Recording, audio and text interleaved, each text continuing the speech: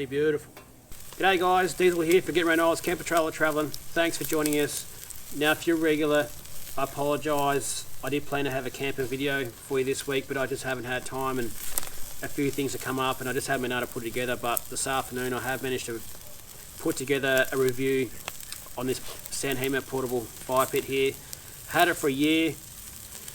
We've given it a hiding, to be honest with you. We've used it just for fires, we used it to cook on in a few different situations, and I feel like now I can sort of give you some pretty solid feedback if you know, you're interested in getting one yourself. But if you're not, hey, thanks for joining in and checking out what we do here. But I'm going to show you what you get with this one, how to put it together, what it's like for a fire, how it held up after years worth of use as well. You might be surprised by what I've got to show you there, and what it's been like for cooking, as you can see here now. But anyway, something you should do, grab yourself a drink, let's get into it. Cheers.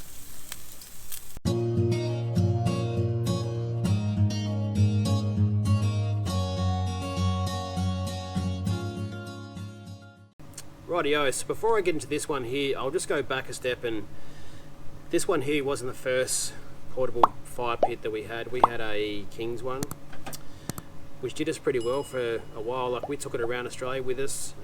It was really just good fires and that was it. We never cooked on it. But once we got back and I wanted to start taking the kids on camping trips and show them a bit about campfire cooking and those types of things, you know, it's pretty obvious that we needed to get something different. So what I needed something that I could cook on. I needed something that I could have a reasonable fire on as well, like a decent size. It had to be a fire that was going to keep us warm during the night, especially in winter. But I also didn't want to pay a lot. Not only did I not want to pay a lot, I also wanted something that was reasonable quality. And I settled on Vic Off-Road's one because, first thing, it was bloody cheap. But secondly, I'd been dealing with them for something else and actually been talking to them, and I was able to get some advice, which is pretty good. So my dealings with them were pretty good initially, and you know, that was enough for me to give it a shot. So that's why I got it. But now let me show you what you get here. So this is literally the way you take it out of the box. So what you're seeing here is not much different to what you might get when you get one for yourself. So I've got this little bag here, which sort of goes like that. Size wise, it's fairly small. There's a little pouch there. It still has the book. Yep, so that's the instruction book and little discount code. Yeah, you get as a thank you for buying with them. Weight wise, I'm not too sure. I'll put that on the screen. So I guess you don't want to get the heaviest thing you can get because you might be bloody maxing out your weight. So 2 little straps here.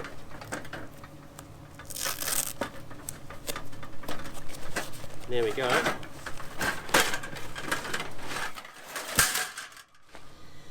Whoa. Now I'm not too sure how clean this is going to be. I haven't cleaned this since we took it out camping a couple of weeks ago. But we'll see how I go. Just a bit of grass there. So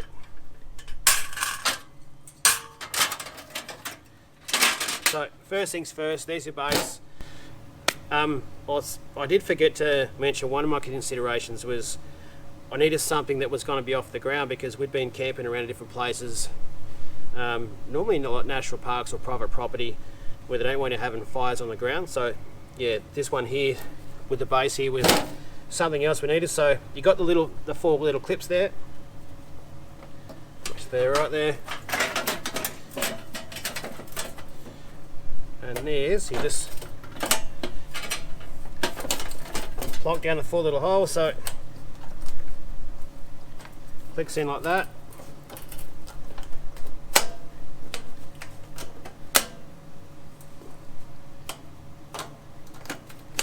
There you go, that's done. So you can lift it up and move it around, so if you put it somewhere you're not quite happy with, got the handles there to pick him up as you need to as well. And the next bit is this little grid here, which just gone in there like that. And then the next bit is pull him off. sort of sits on the side like this, which is super bloody simple. Sorry, the reflection off that, the sun is pretty nasty.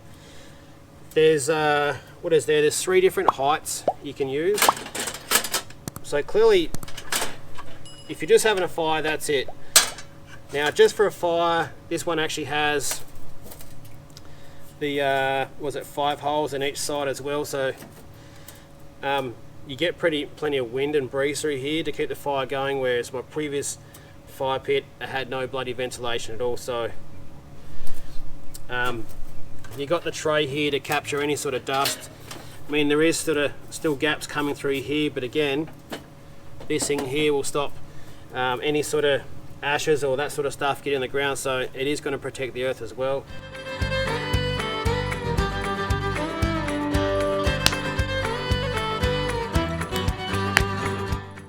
So you can see here, it's definitely big enough to sit around on a cold night and keep warm. You know, we've definitely sat around, and it can go a lot bigger, that's for sure, but it's big enough for us here tonight, and whoa, it's bloody nice, eh? And this bit here, obviously you're only going to put this on if you're going to cook on it. Now with these bits here, there's actually sort of 3 sort of heights. Now you would typically adjust that to the height you want, depending on, I guess, whether you're using coals or flames, or depending on how big a fire you want or how you're doing it. And that one goes on there, and that's how we used it 90% of the time. But you've also got these things here.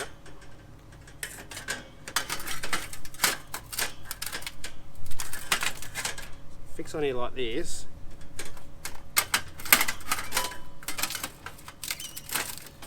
Click in there like that.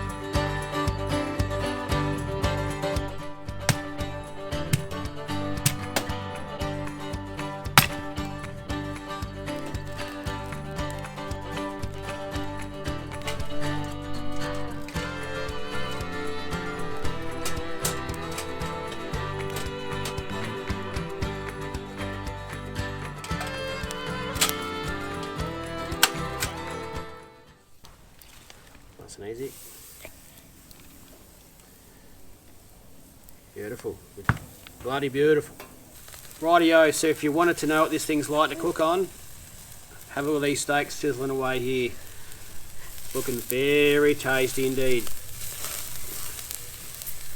But they're about done, so I'm going to have to wrap this bit up. But these little side bits here, I haven't used these a lot, but I always sort of seen these as I guess a bit of runoff in case you had some snags or something, you know, if you had a few drinks, you might something might fall off, so to speak. But it's very good to put the gear on the side there, which has been nice. So for cooking, this thing's been fantastic, that's for sure. Now I'm just going to take that off because the sun reflection off that one there was pretty bloody rough. And there you go. Pretty simple bloody unit. Again, adjusting this wise, if you just want to adjust it down, there you go. It's a fairly simple setup. If you're wondering what it's like to clean this thing and how hard is it to keep clean,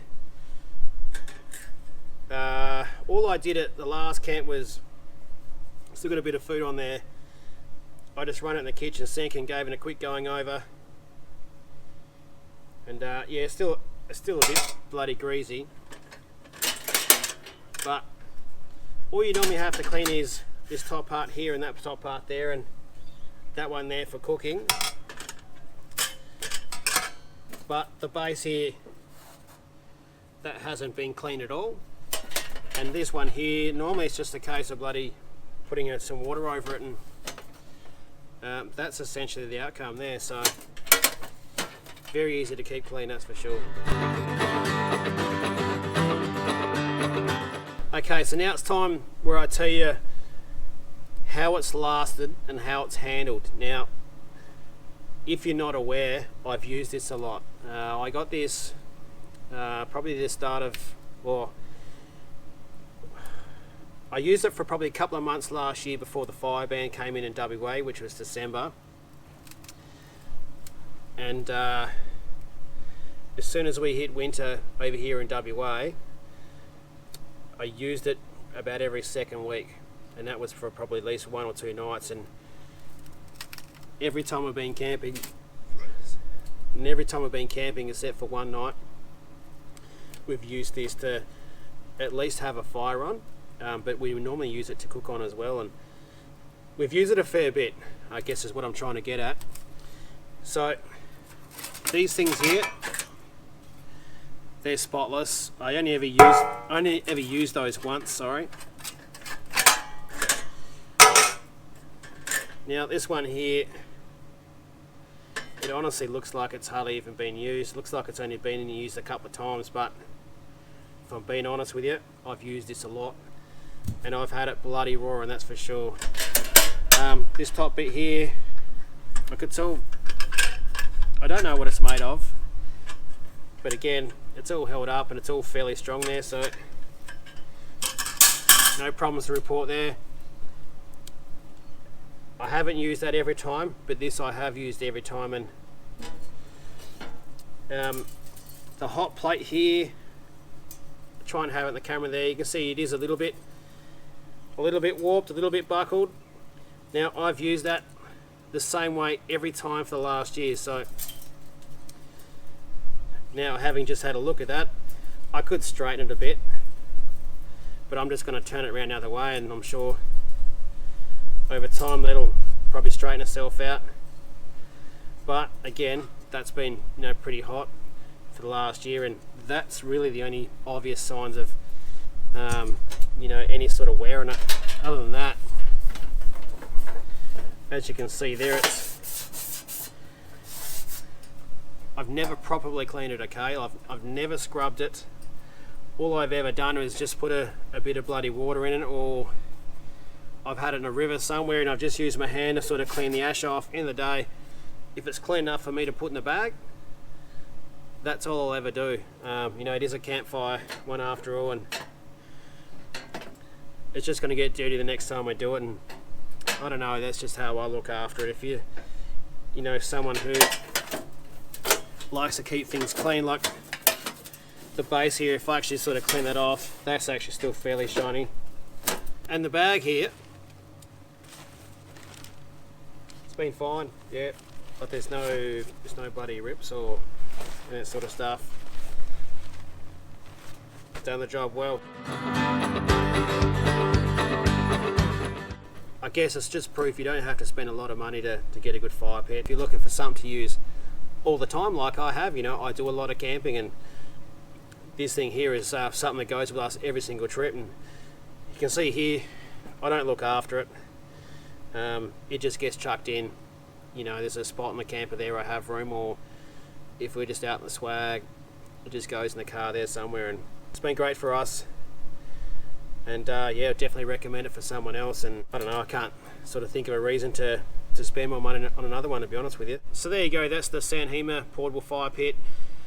This is what it looks like for me after a year, and if you want to grab one for yourself, I managed to snag a discount code for you, which I'll chuck up on the screen now. However, if you use the link in the description of this video and chuck in the code at the checkout point there, you can snag one of these for yourself and anything else from the Vic Off-Road website. And hey, it's been a beauty for me, and I don't know, I couldn't think of a reason you'd spend more money other than trying to go for something else with a rotisserie or something like that. But if you just want something simple to cook a feed on and have a fire, and something that's actually sort of a reasonable size to fit in your storage and your camping setup, I definitely recommend this one. It's been great for us. And also, if you have any questions at all, chuck them in the comments. Like I said, this is the product we've been asked about more than anything else we use, so I'll do my best to answer it for you. If it's something I forgot to cover off, let me know, and just shoot it through there. And if you weren't aware as well, we are on Patreon, and Patreon for us is a sort of place where we sort of bridge the gap, and we sort of open the door a little bit and sort of let you in on a few things that are going on behind the scenes, and ahead of time type of things are there as well. So if that's something you're interested in, I'll chuck that in the description as well. We've got a 7-day free trial going there, and feel free to jump on and check it out. Don't have to pay anything, and feel free to have a look. But I reckon I'll wrap him up here now. I'm Diesel for Getting Around Isles, Camper Trailer Travelling. We'll catch the next one. Hooroo. Tell you what, Zach, what do you reckon of this steak, mate? Coming along alright? I'm chopping it off. Mate? That. I reckon she's just about done, mate. That. Yeah, mate.